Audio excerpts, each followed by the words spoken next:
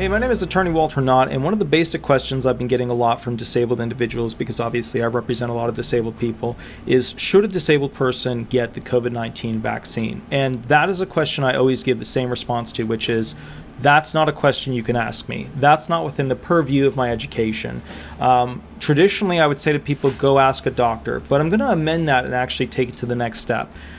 Do not rely on government officials to be the de facto bottom line reasoning as to why you get the COVID-19 vaccine, because this is not within their purview of education as to whether or not you should get this medically.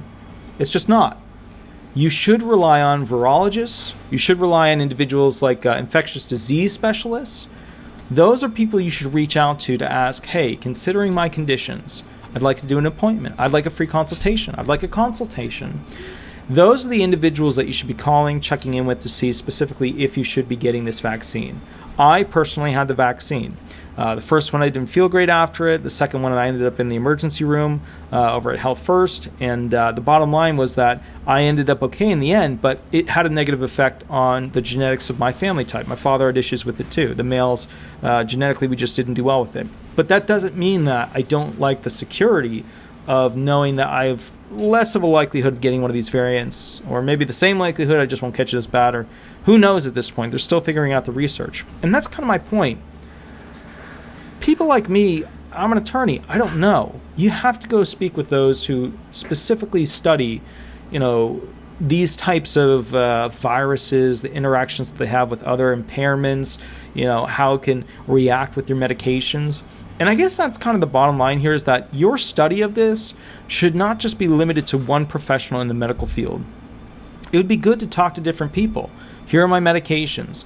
What's likely to happen? Here are my medical conditions that are pre-existing. Here's what potentially could happen, But I think your first stop should be a virologist or some sort of, infectious disease specialist, somebody who has a knowledge base in this. I don't think your first stop should be just a regular medical doctor unless they have a background of studying that particular field.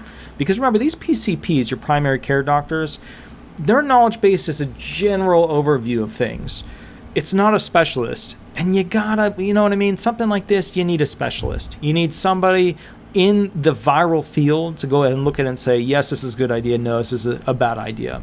I took it, no regrets. I got sick from it, but I have no regrets. But that doesn't mean that you shouldn't check in. I, in my opinion, did a dumb thing. I just did it because, somebody signed me up for it. And I just went and did it, and I thought, what, that was not, I should have talked with a virologist. I should have talked with a specialist about this.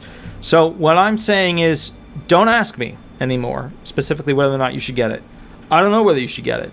It's up to you. It's your freedom. You have the right to get it, right? I know a lot of this stuff about them making you get it and the hashtag #MeToo movement, stuff like that. And I get there, my body, my choice, all that stuff. And I understand all the arguments there, and the Supreme Court is going to have to figure that out. But the bottom line is, infectious disease experts, go ask them. They're the ones who are the foundation for people who can tell you, yes, it's a good idea, or no, it's a bad idea.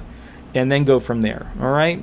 Have an absolutely wonderful day. My name is Attorney Walter Knott. I'll catch you a little bit later, and we'll go from there. Remember to like, subscribe, leave 5 stars, and thank you so much. Bye-bye.